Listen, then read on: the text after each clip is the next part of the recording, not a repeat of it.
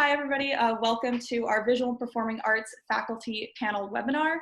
My name is Maria Connors. I'm a current senior at Clark studying English and Media Culture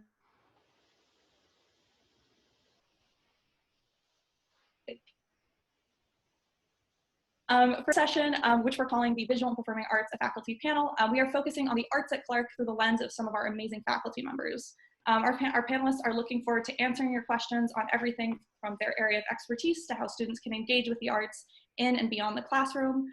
And so before I have them introduce themselves though, I just want to offer a couple tips for using this technology. So let's see.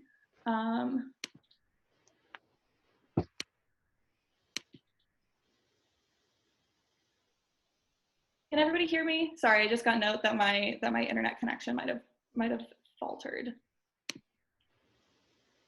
For the most part, I can hear you. Once in a while, it cuts out. Can everybody hear me? Sorry about that. I think that my internet connection just went off. Okay, cool. Yep, okay. Sorry about that, everybody. So again, back to how this technology works. So first, you'll notice that either at the bottom or in the top corner of your screen, you'll have both a Q&A feature and a chat feature. So these two features have different functions. So if you're having any issues with the technology we're using today, or for example, I go silent and my internet cuts off, please use the chat feature to let us know about that. One of our admissions staff members is behind the scenes and will be happy to assist you with that. But if you'd like to ask our panelists a question, please use the Q&A feature for that. So during this panel today, we will be able to answer some of your questions live and some via text. So we do appreciate your patience as we work to share our Clark experience with you and get you the information that you need as quickly and conveniently as possible. There are a lot of you tuning in right now, so I'd like to apologize in advance if we don't make it to your question.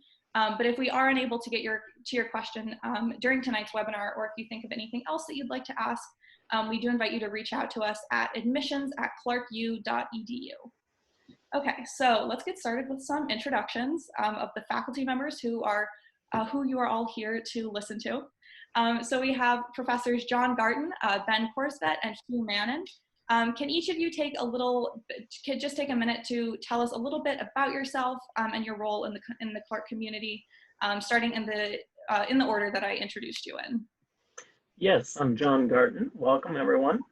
I have been teaching at Clark about 13 years. I taught for 5 years before that in Cleveland, Ohio, and I'm the program director for art history. And so I teach art history classes. My specialty is European Renaissance and Baroque art. I publish on Italian Renaissance topics, Leonardo da Vinci drawings, Paolo Veronese paintings. And my secondary area is art of the Americas. And so, for example, this semester I'm teaching a Latin American art survey, and I've published a little bit on Olmec art. Great, thank you. Professor Korsvet, would you like to go next? Sure, thank you. Thank you, Maria. Welcome. It's nice to, well, I don't see you all, but it's nice to be here speaking to prospective students. I'm Ben Korsvet. I am a professor of music. I'm currently department chair in visual and performing arts. And I've been at Clark, teaching at Clark for quite a while, since 2002. And actually, I'm doubly fortunate because I am a Clark graduate myself. I graduated from Clark in the 1980s and was able to return here after graduate study and teaching elsewhere. And I am a musicologist. I study and teach music as an art form, but even more particularly as a socio-cultural phenomenon, as something that is sort of embedded in various networks of culture and society and meaning. My particular areas of specialty are the latter 19th century and 20th century. And I teach courses in that area. For example, currently this semester, I'm teaching a course called Music and Modernism in Society that explores how music fit into the cultural networks of the early 20th century, both politically and aesthetically and socially. And yeah, and so I teach wide-ranging types of courses, and courses that are very much interdisciplinary and very interested in the many connections between music and its various contexts. Great, thank you. Professor Manning, could you go next?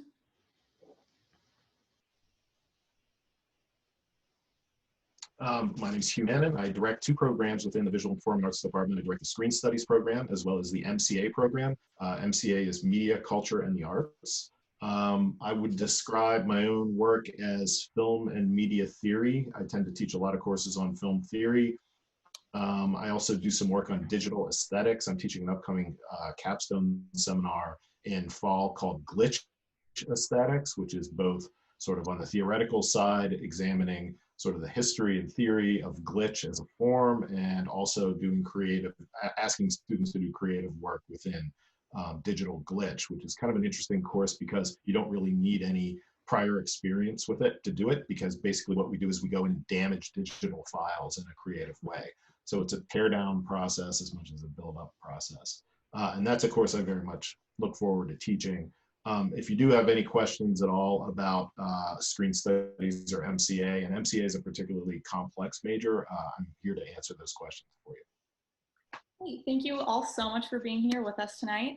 So before we get into some of the questions that I'll be asking you, I have just a brief presentation to walk through, just to walk you through some of the terminology that we will be using during the panel tonight. So we are going to be discussing the arts at Clark tonight, so feel free to submit your questions as they come in. So please remember to use the Q&A section to do that, or otherwise we won't see them. But yeah, before we get started, there is just a little bit of Clark-specific academic acronyms that might come up during this panel. So the first one is LEAP. So LEAP stands for Liberal Education and Effective Practice. And it's important to understand that the Clark academic experience is rooted in both the liberal arts as well as hands-on experiential learning. So the intentional combination of these elements prepares our students for any number of careers after their time at Clark.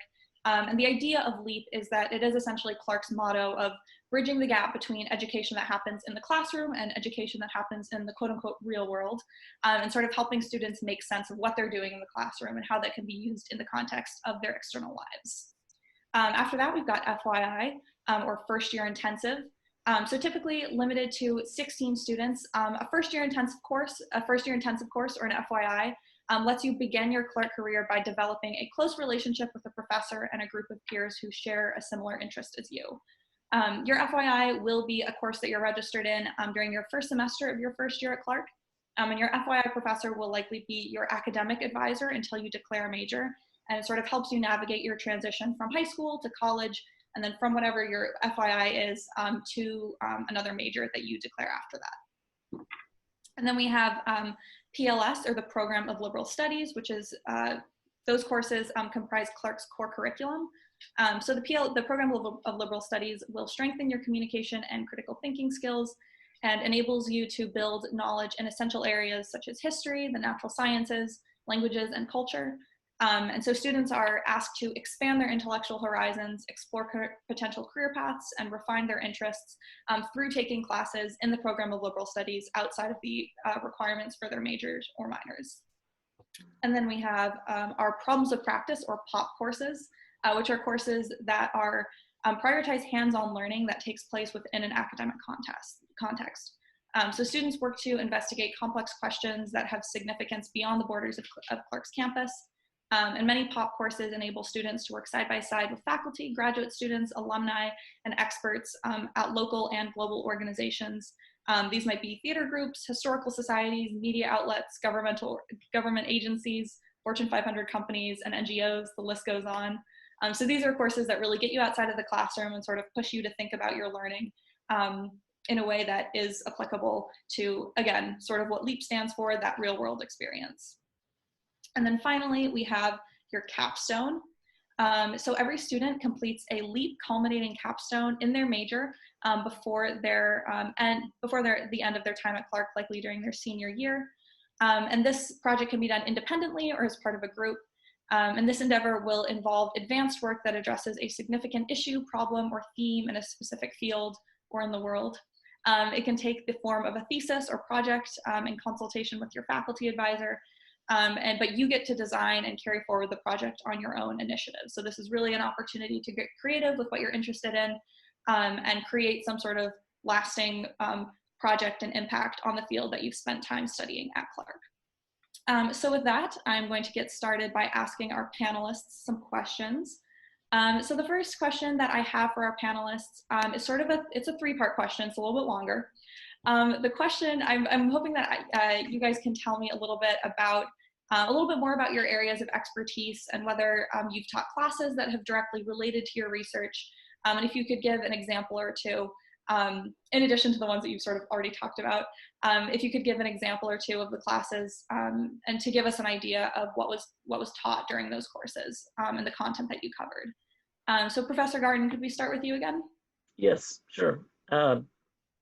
Thank you.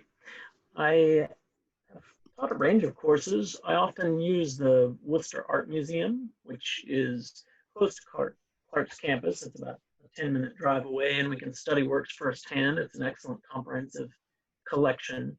For example, besides the Latin American survey, I've taught a pre-Columbian course and was researching, I had the students research objects and artifacts firsthand, but I was also researching an Olmec artifact that I wound up publishing on. And so after the course, the student was able to do a kind of independent project working with the museum and with that collection. And we filmed a segment about it and did a kind of nice object-specific exhibition that was up on the 3rd floor for about 6 months. And I've taught a range of courses in this. Let's see, coming up in the fall, I'll be teaching a seminar on Leonardo da Vinci.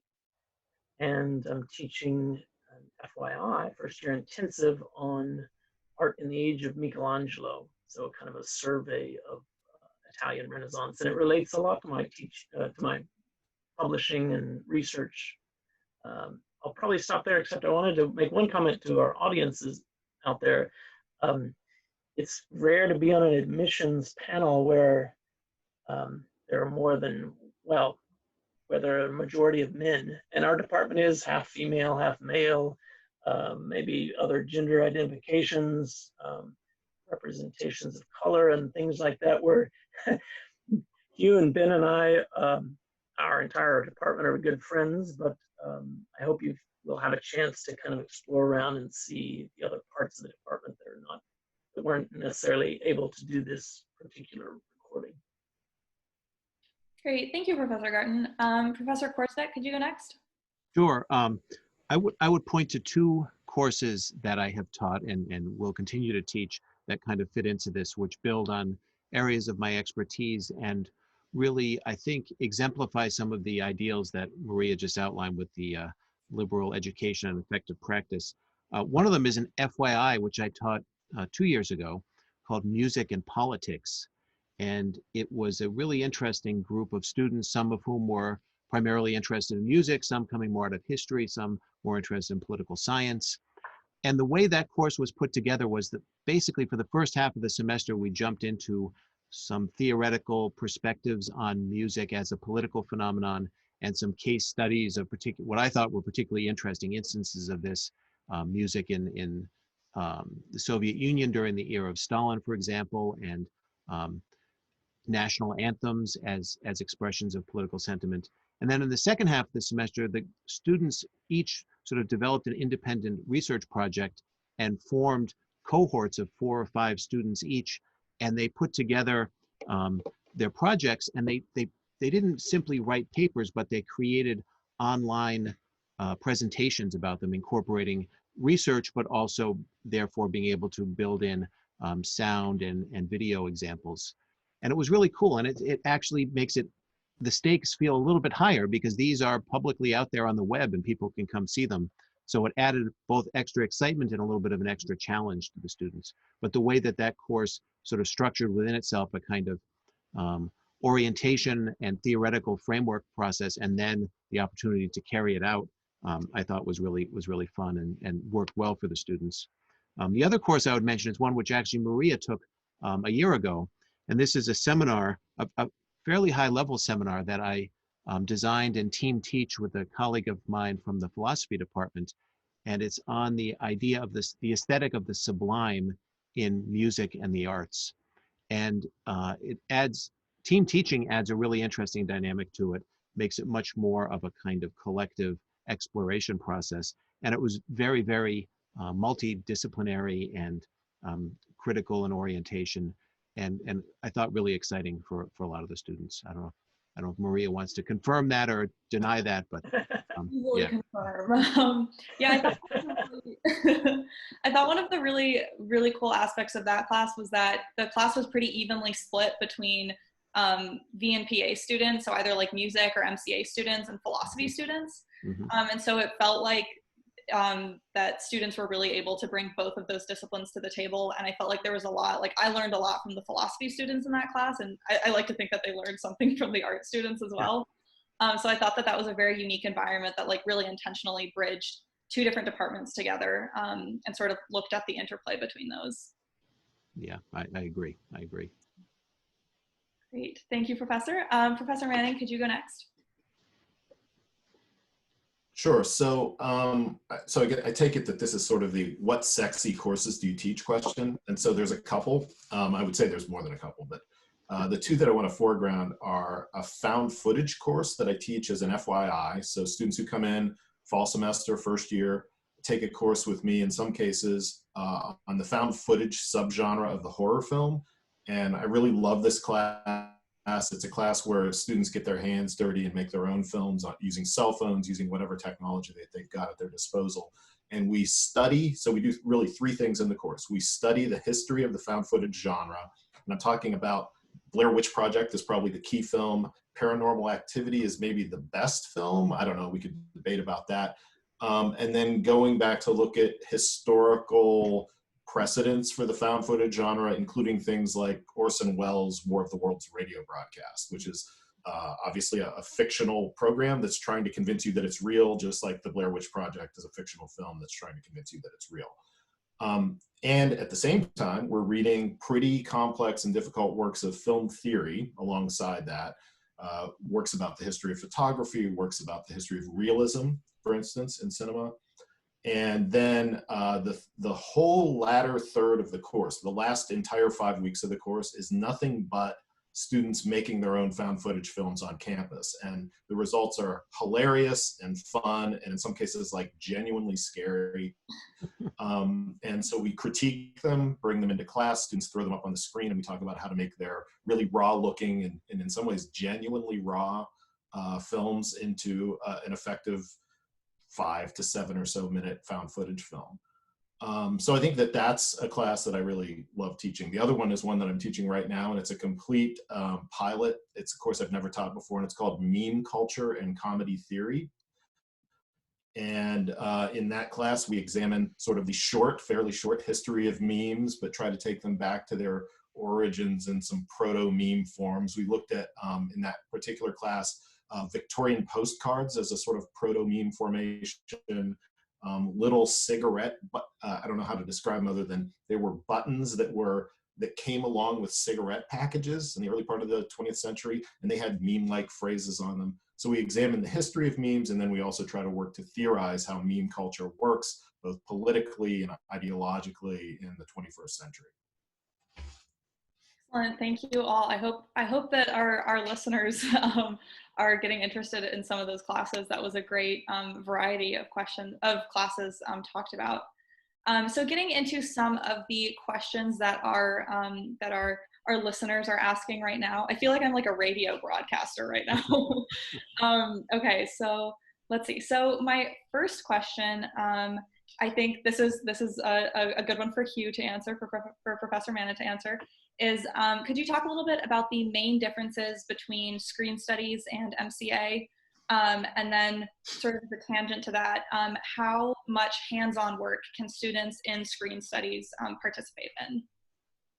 Great, yes, this is an extremely good question to ask. So in screen studies, there are 13 courses for the major. If you were to totally max out the number of what I'm gonna call production courses, so to take every filmmaking course you can take, plus screenwriting, you would be taking somewhere in the neighborhood of 6 courses before you graduate on the production side, and the remainder of those courses on what I'll call the study side, so film history and theory courses. MCA, you are effectively required in MCA to do half of your courses in production, and that could be a whole different range of things, including sculpture classes, drawing classes, photography classes, filmmaking classes, music classes, and it goes on and on. Half of your courses on the production side and half of them on the study side. all that, both those approaches reflect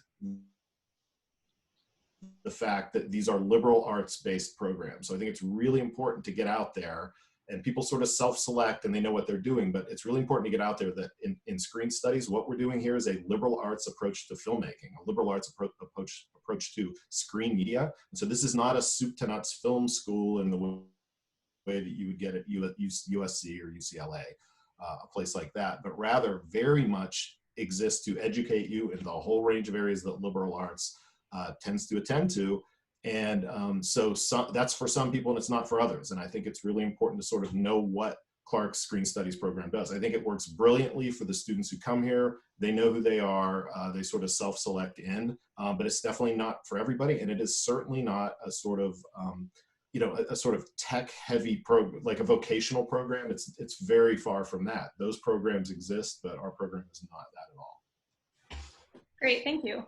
And can I follow up on that just with one small comment, which is that for the MCA majors, a range of us teach for that, including art historians. And so for example, I'm teaching a Caravaggio seminar right now, and that Baroque artist, on the face of it, you'd think, oh, media, culture, and the arts. And yet we've tailored the course to involve Lacanian analysis of some of his strange Baroque paintings. We talk a lot more about how the media affects the audience, what the historic audience is like, but also the contemporary audience. And so both, regardless of your major within VNPA, there are some opportunities for some great discussions in a range of subjects that get pretty deep into the theory of the visual. Great, thank you. Yeah, definitely an important thing to note. Okay, so my next question, and this is a little bit of a broad one, so I was thinking that each of you could sort of answer it specifically for each of your departments. But the question is, what kind of equipment does Clark have in the Visual and Performing Arts department? So if each of you could sort of address that specifically to your own departments, and then if there's anything left over at the end, maybe in studio art, for example, somebody could fill that in. Professor Garten, could we start with you? Well, my art history requires very little. We make great use of the Worcester Art Museum for original objects, and it's a comprehensive collection. I've also taught a course that works with Arts Worcester, interviewing contemporary artists. And so our equipment, if you will, besides projection and that sort of thing, involves actually artifacts and artworks. But I can speak a little bit to studio art as well, just because I'm a studio artist by training as well as an art historian. And so we have great studio space for all types of conventional media, sculpture, painting, drawing. Those who are interested, for example, in using wax-based media for their painting or things like that, will find that we have the technology for it. We have all of the darkroom and analog photographic equipment, for example, as well as the digital, and we have some great digital stations for digital-based photography and videography. So I would characterize the studio arts equipment as top-notch, and would remind all the listeners that I started my career teaching in an art school that had 50 or 60 faculty, one of whom was a Guggenheim winner, and now I'm in a much smaller department, and yet we have 2 Guggenheim winners, one in studio arts and one in music. So really wonderful people, but also the equipment that's needed to operate at the highest level. Great, thank you. Professor Korsvet, could you go next? Sure. So music obviously has very particular equipment needs, and we are well supplied in many respects. One of the things that we have that is, I think, really distinctive is a very solid and up-to-date and effective recording studio, where students can do very sophisticated recording of live music as well as digital synthesis. So in addition to the recording studio, we also have a multimedia lab, which is very helpful and necessary for many kinds of electronic music work. We have practice rooms equipped with pianos, some without pianos. And also, I would mention that we have a very fine recital hall, which is very good for small performances of chamber music or small groups or vocal recitals, where students perform regularly and students give recitals, and also where we host some very exceptional professional musical performances each semester. So we have all those things going for music. I guess I would also just mention, since no one from the theater program is here, for the theater program, we have a black box theater, which is heavily used for student productions, and also a small experimental theater as well. So I think we're well supplied for the practical sides of the performing arts, as well as the visual arts, as John pointed out. Before we go on to Professor Mannon, we have a question just following up about the recording studio that just came in. Mm-hmm. Can anyone use the recording studio, or does it have to be for a class?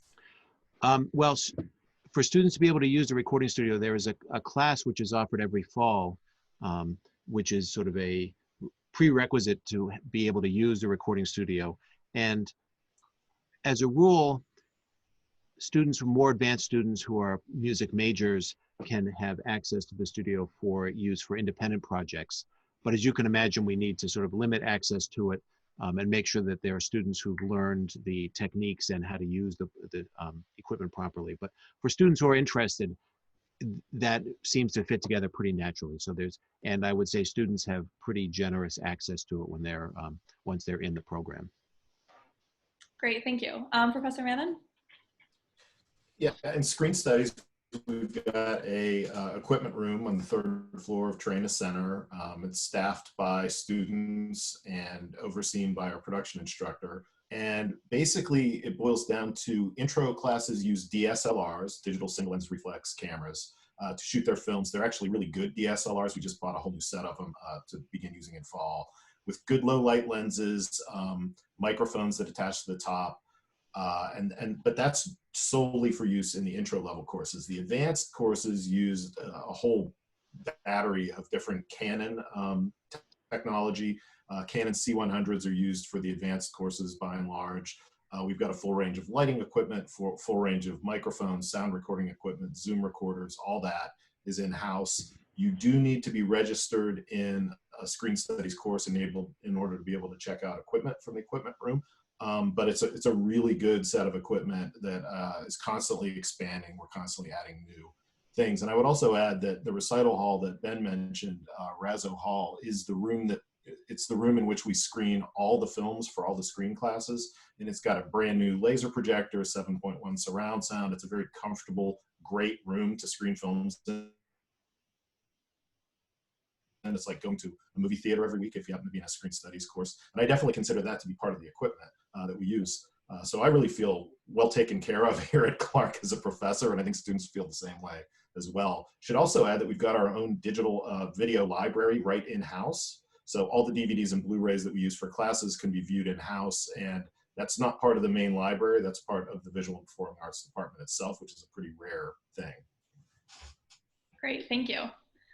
So the next question that we have is going to be for Professor Korsvet. The question is, are there music class opportunities for students without true music backgrounds? Yes, there are. There are some courses which are offered which are really designed for students who have little or even in some cases no music background. As we say, some of our courses, the only prerequisite is, open ears and a willingness to sort of embrace new musical genres and experiences.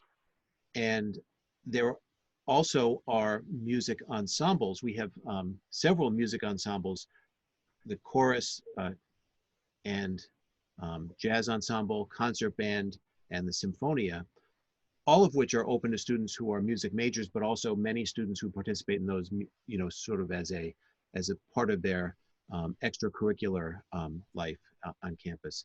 So yes, we do have courses that are open to students who have musical backgrounds, obviously, and are music majors, but also students who don't. Great, thank you. The next question is, I'm hoping something that Professor Garten can answer. It is studio art related. Could you talk a little bit about the different mediums and styles that different studio art classes are focused on? The question is specifically asking about different types of styles in drawing and painting classes. And yeah, I was wondering if you could speak to that as an art historian. Yeah, so it runs the gamut in terms of, if you think about a kind of simple division or dichotomy being between non-figurative and very illusionistic rendering.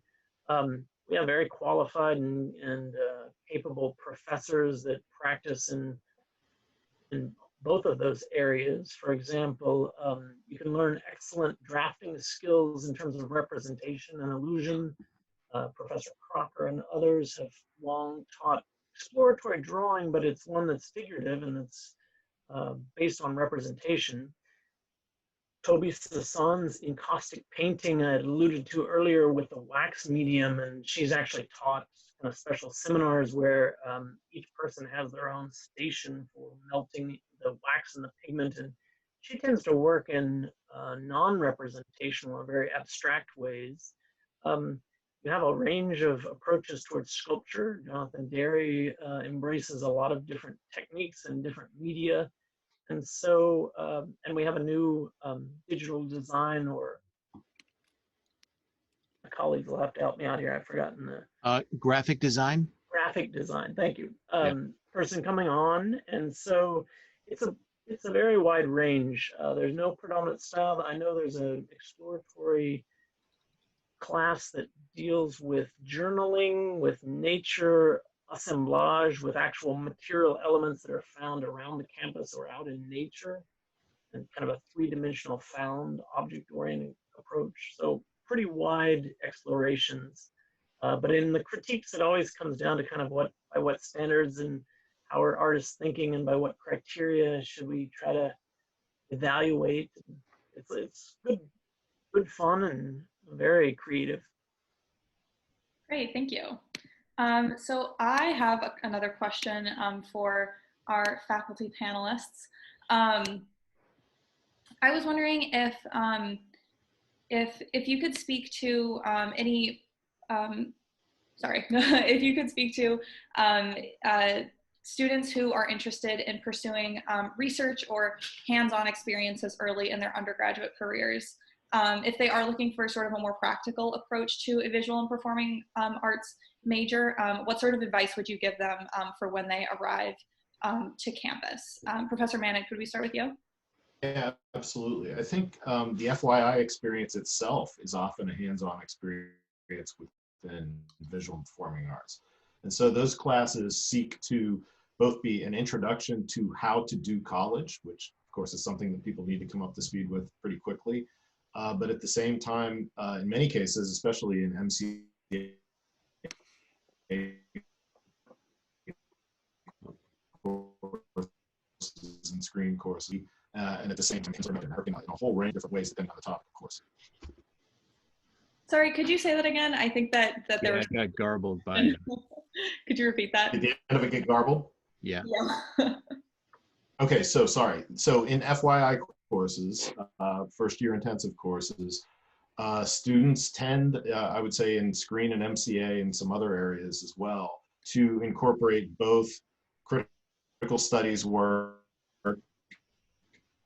reading about theater work within those classes. And so I think that that's the first place that I think Professor Manning is giving us a research and hands-on experience. I think Professor Manning is giving us a live demonstration of his interest in glitch aesthetics. Yeah. Awesome. So I can't tell. So yeah. No, it's just a time delay. It's probably Wi-Fi related, and dare I ask if your son is in the other room using up a lot of broadband Wi-Fi? So I would say there's 100% chance of that. Great, thank you. So we have had a couple questions about theater and performance, performing art opportunities come in, and none of you are theater professors, and so I thought I would just speak sort of briefly to some of the opportunities for theater at Clark as a theater minor and somebody who has been involved in the department for a while. So to one of our questions is, can students not majoring in theater get acting roles in theater productions? The answer is absolutely. I would say that one of the major benefits of doing theater at Clark is that the makeup of the shows is pretty balanced between majors and non-majors. In terms of opportunities for doing plays at Clark, the theater department itself will put on usually 3 shows a year. Clark University Players Society is a student group that produces exclusively straight plays. They usually put on 2 to 3 plays a year. And then Clark Musical Theater is another student group that will do usually 2 musicals a year. And so those are, yeah, definitely very, there's absolutely no discrimination against non-majors, and I would say that the makeup of the shows is typically very balanced. In addition to those groups, there are also 2 improv teams on campus. I'm one of the captains of one of the improv teams. I'm part of the Peapod Squad, and we do long form and all form improv. And then we also have Shenanigans. Shenanigans is another improv group that does short form comedy, short form improv and sketch comedy. And we also have another improv group. They refer to themselves as a collective that was started this past school year. And they are more for students who don't necessarily want the performance opportunities, but are interested in just sort of building skills. So those are some of the theater options. We also have had some questions about dance opportunities on campus. There are a variety of dance clubs on campus. We have a hip hop team, a team called Dance Society, which does more contemporary and lyrical dance, as well as a variant dance troupe, which is one of our non-audition based dance groups that does a variety of styles. We have a salsa group, we have a ballroom team, we have the African Diaspora Dance Association, which does performances specifically from Africa and from the African diaspora. Could any of you speak to there are some dance classes that are taught at Clark. I am not super familiar with any of them. Do any of you know the professors who teach dance classes? Well, I can tell everyone this, which is brand new news, which I just got this morning. We've long been trying to put together a dance minor. Oh, interesting. And it was just approved this week or last week, I guess. Oh. So that's going to be available to students who are interested in that. It's run under the umbrella of the theater program, but it will offer I think every semester there's 1, if not 2 dance courses that are offered in different genres and different styles. And now the possibility of doing a dance minor exists as well. Very cool. And I'll chime in that besides musicals occasionally, if folks are interested in theater, if students are considering theater, one of the professors to ask would be Ray Monroe, who's done some experimental dance choreography things related to performance and theater in the past, and that's a subject that's dear to him. Mm-hmm. Yeah, I would definitely say that the theater department is really very well equipped with professors on both sort of the acting side, the more side of like technical theater, and then like the literary and playwriting side of things. They sort of have representation in all of those different areas. Okay, this is a quick question, perhaps for Professor Garten. Could you talk about I know I'm just reverting all the studio art questions to you. The ceramics classes offered at Clark. The question is if we have a ceramics department, and I know that it's sort of like a subset of the studio art department. Yeah, it is a subset in the sense that the kilns and the actual production things are in a different building and kind of. So I don't know a great deal about it because I haven't actually participated in it, and I know that the faculty who've covered it, I haven't been able to kind of be as close in terms of conversations about their syllabus and kind of what they cover, but there are those opportunities. Don't know if either of my 2 colleagues can help me out on this studio question. No. Not me. Ceramics. You know what, perhaps we will be able to, it is an anonymous attendee, so we won't be able to have an email address for them. But we do have ceramics classes available is, I think, a good way to summarize the question. And they are trickier, yeah, if you want to, I'll say this in terms of if you want to major in ceramics, it would be more like you would major in studio art with a concentration in sculpture. And so the ceramic side of things, you could take some classes, but you would probably also have to pair it with 3-dimensional design and sculpture. We don't have a standalone kind of ceramic concentration as far as I know in studio art. Great, thank you. Thank you for that, for trying to piece together an answer. So before we close off, I have one more, just a short question for all of our faculty panelists. If all of you could give sort of one final piece of advice to our viewers who are on the verge of beginning their college experience, what would that piece of advice be?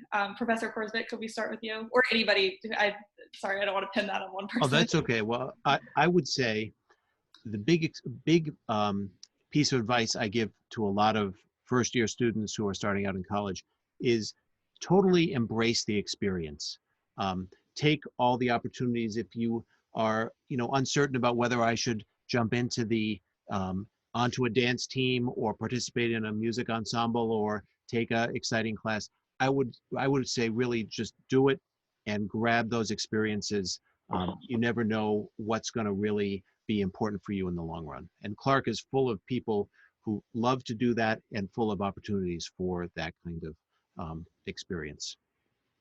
Absolutely, thank you. Anybody care to go next? I can speak to it. I mean, and if I glitch out, give me a wave. But I think the advice I would give would be introduce yourself personally to your professors. I mean, go to office hours, talk to your professors, learn who they are, let them get a sense of who you are. This is a small-ish school, and because of that, the huge advantage to that is that professors come to know their students really well and very personally over the course of 4 years. And the sooner you can get that process happening, I think in some ways the better. I know students are sometimes sheepish about going to office hours and so forth, but I think that's a mistake. Sort of show up, just have a conversation, go in and say, hey, I want you to help me with my writing for next week. Could you critique this thesis statement or something like that? And that gets the ball rolling. And I think by the time you're a senior, these relationships are really fully formed. Professors are more than willing to help you out in your career beyond Clark. But the sooner that you can get that relationship sort of up on its feet, the better. Absolutely, thank you. Professor Garten? I guess building on those two, there's a great vibe at Clark that's pretty open, small, people know each other, there's easy communication, you can talk to faculty members, you can talk across disciplines, across peers, you get to know a lot of people, and so take advantage of all those opportunities as much as you can. I would say also that when you come into Clark and you confront the sort of the requirements of the distributions and the liberal arts areas, it can feel a little bit burdensome, or like, oh, I've got to check this off, I've got to do this and check off this requirement. When you start to feel that way, which you will, try to check yourself and think, what's the best that I can get out of this in terms of what could be fun, what could I learn?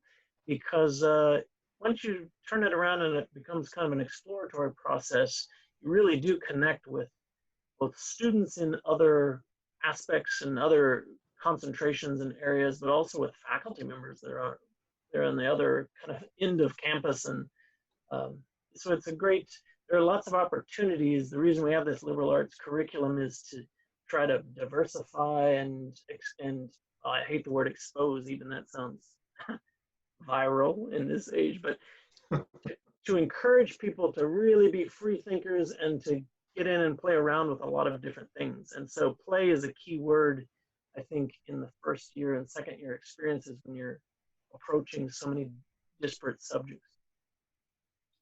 Yeah, I think that is wonderful advice. Thank you so much to all three of you for joining us again today. We're wrapping up our webinar now, so I don't have any more questions for you, but I hope that all of our listeners, I know that all of our listeners definitely got some great perspective into the different visual and performing arts departments at Clark. So thank you to the three of you so much for taking the time out of your day to do this. So to all of our listeners, all of our viewers, I really do feel like a vlogger. This is kind of awesome. We do hope that you learned something more about the visual and performing arts today at Clark. We do have more Project Destination Clark events coming up, and all of these are designed based on what you told us that you'd like to learn more about. So stay tuned for more. Check out our website for the full list at clarku.edu/admitted/webinars. And you'll have the full list of webinars that are coming up all the way until decision day. The next webinar is specifically for the parents and families of admitted students. It is scheduled for April 14th at 5 p.m. Eastern Time. And so if you're interested in that, please tune back in. So thank you all so much for being here, listening to this panel today. We had a lot of fun answering all of your questions, and I hope that you will get in touch if we can help you with anything else. But until next time, have fun, stay healthy, and remember, we're all in this together and we're here to help. So have a great rest of your evening, everybody. Thank you. Bye-bye. Thanks. Thanks.